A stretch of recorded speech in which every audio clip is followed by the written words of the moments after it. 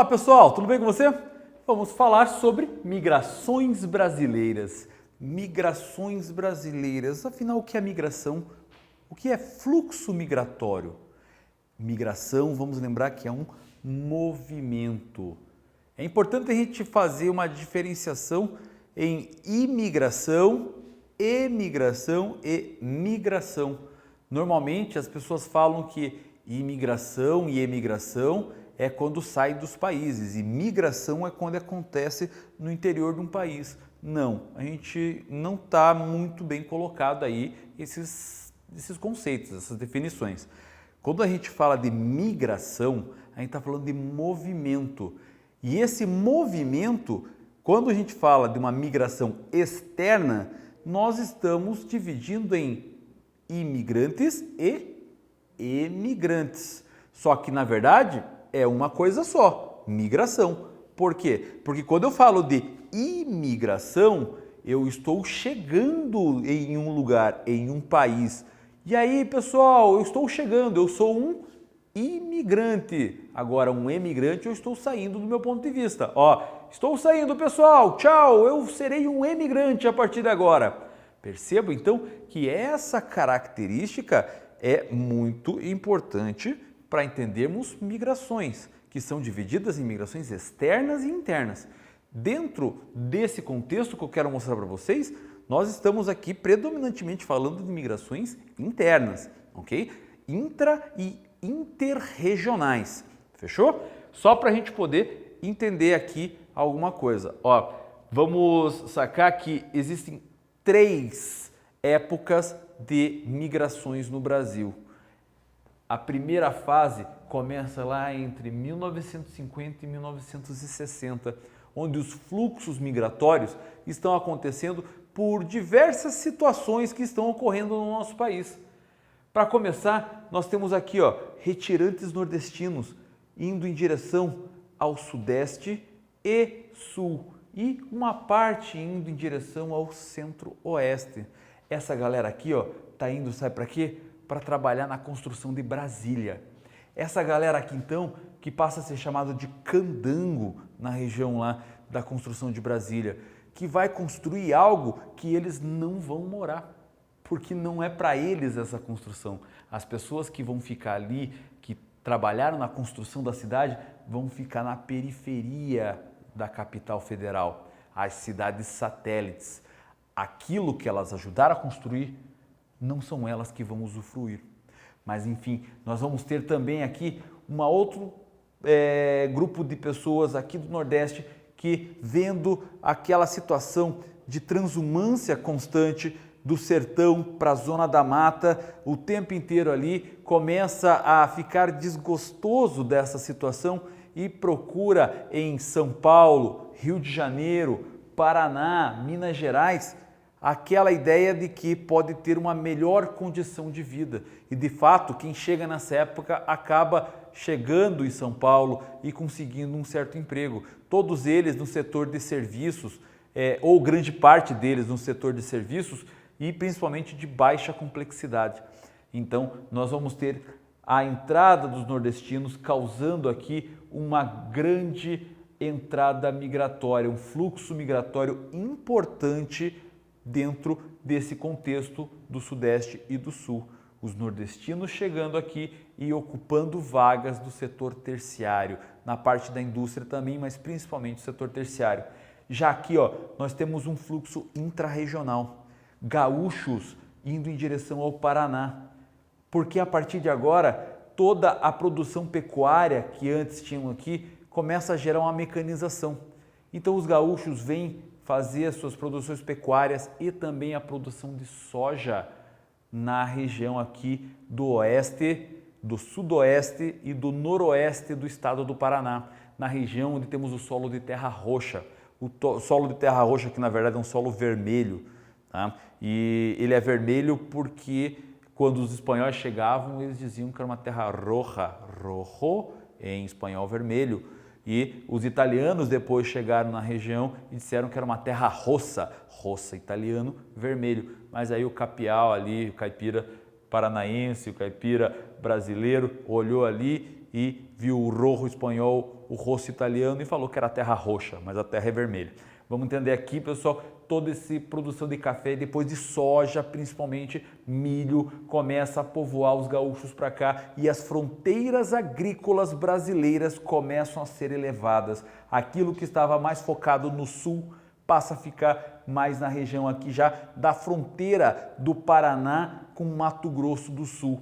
Percebo então que há essa primeira fase e essa migração acontecendo. Vejam que tem aqui uma pequena migração de nordestinos indo em direção aqui à Mata dos Cocais, ao meio norte nordestino, indo em direção já para a sequência ali no Pará, na região ali do Amazonas e assim sucessivamente. Isso em 1950 e 60. Percebam que também há um processo de integração do Brasil, de interiorização aqui. A galera que está chegando aqui na região da capital federal, ela está vindo e vai se instalar aqui e se ocupar. Mas já tem aqui uma interiorização, ok? Já a segunda fase dos fluxos migratórios no Brasil acontece entre 1960 e 1970. Percebam agora que nós temos aqui uma situação importante aqui mais ao sul. Veja, nós tínhamos aqui os fluxos de gaúcho para o Paraná, agora os fluxos são dos paranaenses e da parte do pessoal aqui de São Paulo e Minas Gerais em direção aqui ao centro-oeste, não mais a capital federal, mas sim atrás das fronteiras agrícolas aqui, a expansão. A soja não está mais só na região sul, a soja já foi feita a grilagem e toda a posse das terras. Os poceiros e os grileiros começam então a avançar as fronteiras agrícolas aqui do nosso território. Então toda a região do Cerrado começa a ser devastada para a produção de soja, a criação de gado bovino principalmente. Em compensação, também tem um pessoal do Nordeste vindo para essas novas fronteiras agrícolas para trabalhar aqui, para tentar fazer grilagem e posse de terras, para tentar aqui construir um pouquinho mais. Aqui, parte de nordestinos vindo para o norte, onde esses nordestinos aqui, eles buscam melhores condições e, quem sabe, terras para a sua produção, para o seu sustento. Aqui não podemos chamar de retirantes, porque eles não são necessariamente retirantes do Nordeste, eles são simplesmente imigrantes, porque eles vão sair e fazer uma migração de rural para rural principalmente. Já aqui vai ter a característica do êxodo rural, por isso que chamamos esses migrantes que vêm do Nordeste em direção ao Sudeste, agora não mais tanto ao Sul, de retirantes nordestinos. Eles se retiram de uma condição climática hostil aqui, ok? Então, nós temos essa característica, certo? Então, esses sulistas e paulistas para o centro-oeste, os nordestinos vindo para o sudeste aqui, buscando o setor terciário e, além de toda essa situação, essas características aqui, pessoal. Esse pessoal buscando o trabalho aqui, principalmente na região do Pará, onde temos aí a exploração mineral, e também na Zona Franca de Manaus, essa região aqui também recebendo bastante migrante nordestino. Fechou? Parte dele na zona rural, mas também uma pequena parte ali na área urbana. Combinado assim? Entendido essa situação aqui da segunda fase dos fluxos migratórios entre 60 e 70? Agora percebam que há já uma diversificação. Nós vamos ter duas principais faixas de migrações. Uma migração que vem aqui do Nordeste, só que agora já numa menor quantidade para o Sudeste, já tem uma diminuição. Veja como era intenso aqui na primeira fase. Olha como já diminuiu na segunda. Perceba como já está bem menor agora na terceira fase. Essa terceira fase, os fluxos migratórios, então, do Nordeste para o Sudeste, já começam a diminuir. Só que agora, a partir de 1980 em diante, nós vamos ter um outro fluxo nessa região, que é um fluxo que nós vamos chamar de migração de retorno. Pessoas que conseguiram aqui se sustentar durante um certo tempo, mas não gostam e não querem mais viver nesses grandes centros, preferem voltar para a sua terra de origem. Então há esse processo agora, uma grande onda de migração de retorno de nordestinos que vieram para o Sudeste e que estão voltando agora, ok? Nesse sentido, nós temos aqui também o avanço das fronteiras agrícolas. Se aqui nós tínhamos o pessoal do Paraná e de São Paulo indo em direção ao centro-oeste, agora todo o centro-oeste já está tomado por fazendas de soja e de gado. E agora começam a tomar áreas da floresta amazônica. Toda essa região começa a ser desmatada para a produção de soja, para a produção de gado. Há uma região nessa parte aqui chamada de Mapitoba. O que é essa Mapitoba? Sigla de 4 estados do Brasil: Maranhão, Piauí, Tocantins e Bahia. Essa região é onde vai receber grande parte das novas fronteiras agrícolas brasileiras, porque agora, com toda essa característica, o pessoal desenvolvendo essa parte aqui, começa a vir as áreas de soja mais para o interior da Bahia, para a região do Piauí, do Maranhão e também do Tocantins.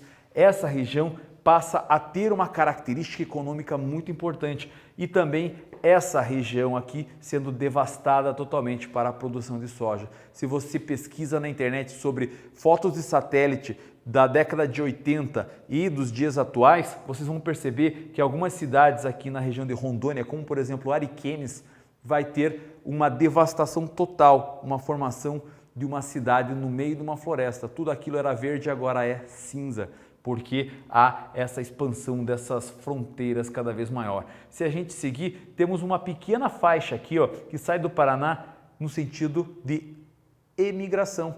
São os emigrantes brasiguaios e eles vão também fazer a expansão das fronteiras agrícolas, só que agora para o estado aqui do Paraná, para a República do Paraguai principalmente.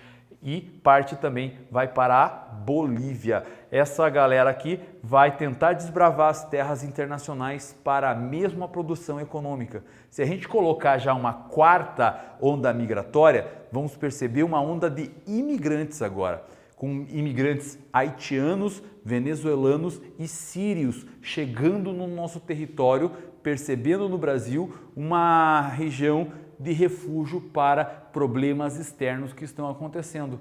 Nós também temos hoje um processo imigratório. Nós estamos imigrando bastante pessoas, mas emigrando para a Europa, emigrando para os Estados Unidos em busca do tal sonho americano, o sonho europeu.